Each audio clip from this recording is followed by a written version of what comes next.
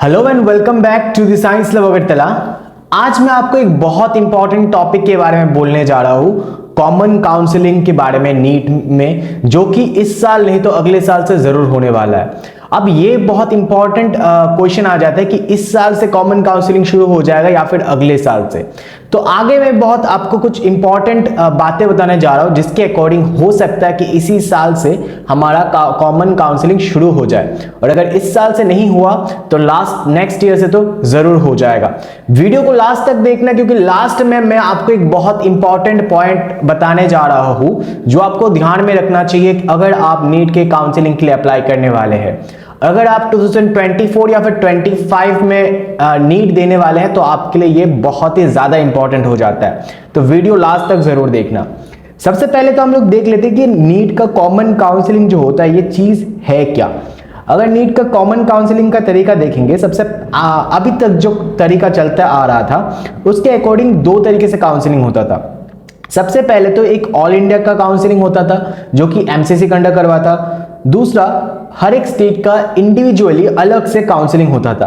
अभी क्या हो रहा है कि ये जो ऑल इंडिया का काउंसलिंग है और ये जो स्टेट का काउंसलिंग है, दोनों को मर्ज करके एक कॉमन काउंसलिंग सिस्टम बनाया जा रहा है जिसको हम लोग कॉमन काउंसलिंग या फिर सेंट्रलाइज्ड काउंसलिंग सिस्टम बोल रहे हैं। अब इसमें होगा क्या, दो अलग अलग जगहों पे या फिर पोर्टल्स पे आपको रजिस्टर करने की कोई जरूरत नहीं है। जैसे आपको पहले एमसीसी की वेबसाइट में ऑल इंडिया कोटा के लिए अप्लाई करना होता था, जितने भी एम्स है या फिर सेंट्रल यूनिवर्सिटीज हैं उनके लिए अप्लाई करना पड़ता था, और स्टेट के लिए आपको स्टेट के अलग से पोर्टल में अप्लाई करना पड़ता था स्टेट कोटा के लिए। अगर आपको मेरे जो ऑल इंडिया कोटा का काउंसलिंग का प्रोसेस के बारे में वीडियो देखना है तो आप मेरे लिंक बटन आई बटन पे जाके देख सकते हैं, और अगर त्रिपुरा स्टेट का आपको देखना है तो भी आप देख सकते हैं। तो कॉमन काउंसलिंग में क्या होता है, पहले के जैसे ही इसमें भी 4 राउंड होंगे। सबसे पहले राउंड 1, फिर राउंड 2, फिर मॉप अप राउंड और स्ट्रे वैकेंसी राउंड, जो या फिर राउंड 3, राउंड 4 भी नाम दिया जा सकता है इसको। अब देख लेते कि पहले होता क्या था। पहले होता यह था कि चॉइस फिलिंग हम लोगों को करना पड़ता था राउंड 1 में, और चॉइस लॉकिंग भी करना होता था राउंड 1 में। अब चॉइस फिलिंग और चॉइस लॉकिंग क्या है, मान लीजिए आपको 10 कॉलेजेस चाहिए, तो उस कॉलेजेस का जो प्रेफरेंस लिस्ट है वो आप सबमिट करना होता था आपको वेबसाइट पे। जैसे आपको सबसे पहले एम्स दिल्ली चाहिए, फिर मान लीजिए आपको कोई दूसरा एम्स चाहिए, तो उस अकॉर्डिंग आप आपका प्रेफरेंस लिस्ट सेट करते थे। अब क्या होगा, अब राउंड 1 में आपको ये सेट करना पड़ेगा। अब पहले आपको ये राउंड 2 में फिर से फ्रेश प्रेफरेंस आपको देना होता था। राउंड 2 में आपको फिर से न्यू करके ये प्रेफरेंस लिस्ट देना पड़ता था। अब क्या होगा, अब आप प्रेफरेंस लिस्ट चेंज करने का कोई जरूरत नहीं है, और चेंज आप कर भी नहीं सकते। मोस्टली क्या होगा कि राउंड 1 में ही जो प्रेफरेंस लिस्ट आप सेट करेंगे वो एकदम लास्ट राउंड तक कंटिन्यू होता रहेगा। आपको बार बार ये आपका प्रेफरेंस लिस्ट चेंज करने का कोई जरूरत नहीं है। उसके बाद नेक्स्ट जो चीज है, मैं आपको थोड़ा सा मेरे बारे में बता देता हूँ। मेरा नाम संदीप है, मैं अगरतला से हूँ, मैं रामनगर 1 में बेस्ड हूँ, और मैं नीट के लिए फिजिक्स और केमिस्ट्री पढ़ाता हूँ। तो अगर आप मेरे से पढ़ना चाहते हैं तो आप मेरे इस कॉन्टैक्ट नंबर पे कांटेक्ट कर सकते हैं। और अगर आपको नीट के रिलेटेड जितने भी अपडेट चाहिए तो आप मेरे चैनल को सब्सक्राइब जरूर से कर ले, और मैं नीट के फ्री लेक्चर्स भी इसमें पोस्ट करता हूँ, तो आप मेरे चैनल को लाइक और सब्सक्राइब जरूर कर ले। उसके बाद आगे बात करते, देखिए ये एक नोटिस है जो कि दिया है अतुल गोयल सर की तरफ से। ये director general of health services है। ये नोटिस भेजा गया है कुछ स्टेट्स को, हर एक स्टेट्स को।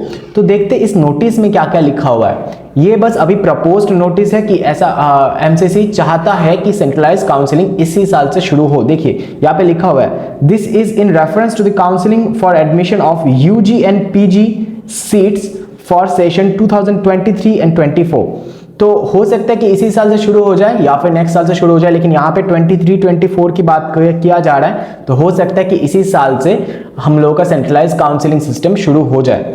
तो इसमें बोला क्या क्या क्या है, कौन कौन सा पॉइंट है इसमें आप ये देख लीजिए। सबसे पहले तो इसमें बोला कि साइमल्टेनियस काउंसलिंग होगा।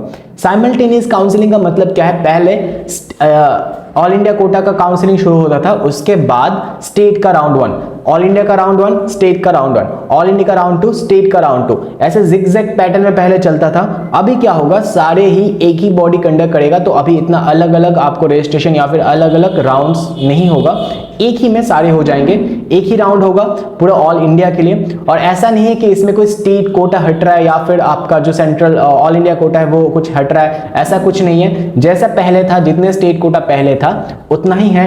अभी तक वैसे भी सारा सब कुछ क्लियर नहीं है, तो क्लियर होने के बाद हमको आराम से पता चल जाएगा। जैसे ही ये सारा ऑफिशियल नोटिफिकेशन आ जाएगा मैं आपको बताता जाऊंगा, तो उसके लिए आपको मेरे चैनल को सब्सक्राइब कर लेना है। तो उसके बाद नेक्स्ट पॉइंट अगर हम लोग देखते हैं तो नेक्स्ट पॉइंट है डायनेमिक काउंसलिंग। अब डायनेमिक काउंसलिंग में क्या बोलना चाह रहा है ये लोग कि पहले क्या होता था, जैसे आपने काउंसलिंग किया, फिर आपका कोई कॉलेज असाइन हुआ, तो आपको फिजिकली उस कॉलेज में जाना होता था और फिजिकली वहाँ पे जाके अपना डॉक्यूमेंट्स वगैरह वो उनको शो करना होता था, और उसके बाद आपका जो एडमिशन है वो वहाँ पे कंप्लीट हो जाता था। लेकिन अब आप क्या कर सकते हैं, मान लीजिए आपको एक कॉलेज अलॉट हुआ, तो अब वर्चुअली यानी कि बिना वहाँ पे जाए आप कॉलेज को चाहे तो सरेंडर कर सकते हैं, रिजाइन कर सकते हैं, या फिर ज्वाइन करना चाहते हैं तो ज्वाइन भी कर सकते हैं, ठीक है। लेकिन from the third round onwards ऐसा नहीं होगा, candidate have to join physically.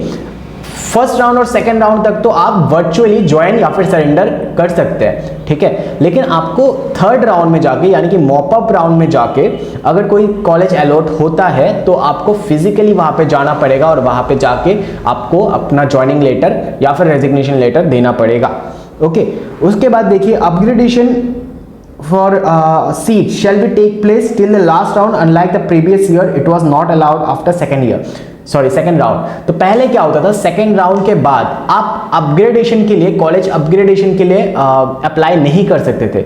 इस साल क्या है, आप सेकेंड राउंड के बाद भी यानी कि लास्ट राउंड तक कॉलेज अपग्रेडेशन के लिए अप्लाई कर सकते हैं। मतलब आपको एक कॉलेज पसंद नहीं है फर्स्ट राउंड में, तो आप सेकंड कॉलेज के लिए सेकंड राउंड में बैठ सकते हैं। सेकंड राउंड में भी कोई कॉलेज पसंद नहीं आया तो अपग्रेडेशन फिर से आप थर्ड राउंड तक भी दे सकते हैं। लेकिन लास्ट ईयर तक, मतलब इस साल तक ये बस सेकंड राउंड तक ही होता था। सेकंड राउंड के बाद आप अपग्रेडेशन के लिए अप्लाई नहीं कर सकते थे। तो सारी चीज़ ऑलमोस्ट अच्छे ही है। उसके बाद common counselling for private colleges, जो प्राइवेट कॉलेजेस है उनके सीट के लेके बोला जा रहा है कि जितने भी प्राइवेट कॉलेजेस का सीट है उनको ओपन कैटेगरी में रख दिया जाए, यानी कि उनके लिए कोई डोमिसाइल सर्टिफिकेट नहीं चाहिए। तो मतलब उनको ऑल इंडिया जो सीट्स है, ऑल इंडिया कोटा है, उनके अंदर 100% डाल दिया जाना चाहिए जो प्राइवेट कॉलेज है उनका।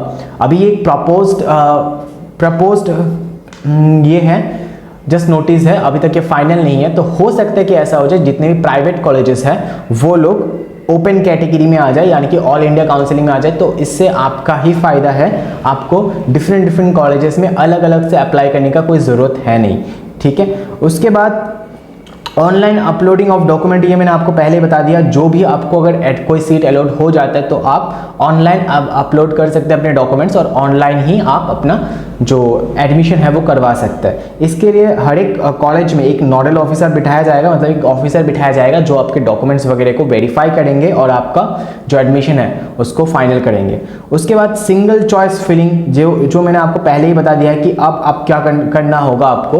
पहले आप राउंड 1 में एक बार चॉइस फिलिंग करना होता था आपको, राउंड 2 में, फिर मॉप अप राउंड में, हर राउंड में अलग अलग से चॉइस फिलिंग आपको करना होता था। लेकिन अब आपको बस एक ही चॉइस फिलिंग करना होगा, वो भी फर्स्ट राउंड में। उसके बाद आपको चॉइस फिलिंग करने का कोई ज़रूरत नहीं है। तो ये सारे नोटिस, ये सारे प्रपोज्ड नोटिस है, हो सकता है कि ये फाइनल हो जाए। जैसे फाइनल हो जाएगा मैं आपको अपडेट कर दूंगा। उसके बाद इससे होगा क्या, देखिए इससे साइमल्टेनियस काउंसलिंग होगा। अब 4 मेन पॉइंट आ रहे हैं सामने। साइमल्टेनियस काउंसलिंग मतलब कोई स्टेट और उसका अलग अलग नहीं होगा। डायनेमिक मतलब डायनेमिक काउंसलिंग, डिजिटल एडमिशन और सिंगल चॉइस फिलिंग, यही सारे जो मेन पॉइंट्स हैं सामने आ रहे हैं। अब इससे होगा क्या, इससे फेयर काउंसलिंग बहुत इजीली, मतलब कोई भी ये इसका फ्रॉड का कोई चांस नहीं रहेगा, या फिर स्टेट का, अलग अलग स्टेट का या फिर सेंटर का, तो आपको बहुत ज़्यादा कॉम्प्लिकेटेड हो जाता था प्रोसेस। तो बहुत इजीली ये काउंसलिंग सिस्टम हो जाएगा, इजी टू अप्लाई। आपको बस एक ही वेबसाइट में जाने का ज़रूरत है, अलग अलग 10 वेबसाइट में, या फिर स्टेट का अलग, सेंटर का अलग, दूसरे स्टेट का अलग, दूसरे कॉलेज का अलग, उसके लिए अलग अलग साइट्स पे या फिर पोर्टल्स पे आपको रजिस्टर करने की कोई ज़रूरत नहीं है। बस एक ही पोर्टल पे आपको रजिस्टर करना है। सिंप्लीफाइड, ये आपका बहुत सिंपल हो जाएगा प्रोसेस और बहुत इफेक्टिव भी होगा ये प्रोसेस। अब मैं आपको एक बहुत इंपॉर्टेंट बात बताना जा रहा हूँ जो आपको बहुत इंपॉर्टेंट है आपके लिए। अगर आप नीट के लिए प्रिपेयर कर रहे हो और 24-25 स्टूडेंट्स के लिए और भी ज़्यादा इंपॉर्टेंट हो जाता है। अब तक क्या होता था, टाई ब्रेकिंग, मतलब जिसमें दो स्टूडेंट्स का सेम मार्क्स आ गया। एज्यूम कीजिए ए स्टूडेंट है और बी स्टूडेंट है, दोनों का मार्क्स कितना है, 500 है एग्जाम में, 500। अब क्या किया जाएगा, दोनों ने एक ही सीट के लिए अप्लाई किया, तो अब दोनों का सबसे पहले, अब तक जो होता आ रहा था, सबसे पहले उनका नीट का बायोलॉजी का मार्क देखा जाता था, उसके बाद केमिस्ट्री का, उसके बाद फिजिक्स का। लेकिन अब से क्या होगा, अगर ये सेंट्रलाइज सिस्टम चालू हो गया तो ये प्रपोजल दिया गया है कि सबसे पहले फिजिक्स का मार्क्स देखा जाएगा कि किसको फिजिक्स में, नीट में फिजिक्स में किसको सबसे ज़्यादा मिला, जिसको फिजिक्स में ज़्यादा मिला उसको सीट अलॉट कर दिया जाएगा। अगर मान लीजिए फिजिक्स में भी सेम है तो केमिस्ट्री, और केमिस्ट्री में भी सेम हो तो फिर लास्ट में बायोलॉजी को कंसिडर किया जाएगा। ठीक है, तो पहले का बिल्कुल उल्टा सिस्टम होने वाला है। तो बच्चों प्लीज़ फिजिक्स पे बहुत ज़्यादा ध्यान दो, फिजिक्स बहुत इंपॉर्टेंट होने वाले आपकी नीट के लिए, आपके एडमिशन के लिए इन अपकमिंग ईयर्स। तो यही था। आपको अगर मेरे कोचिंग ज्वाइन करना है तो आप मेरे इस नंबर पे कांटेक्ट कर सकते हैं। अगरतला में बेस्ड हूँ, मैं फिर से बता देना चाहता हूँ, और सब्सक्राइब तो जरूर से कर ले सारे नीट रिलेटेड अपडेट्स के लिए। मैं आपको अपडेट्स देता रहूँगा जो भी होगा, और जैसे ही नोटिफिकेशन वगैरह आएगा उसके लिए आपको मेरे चैनल को सब्सक्राइब कर देना है, लाइक कर देना। Thank you.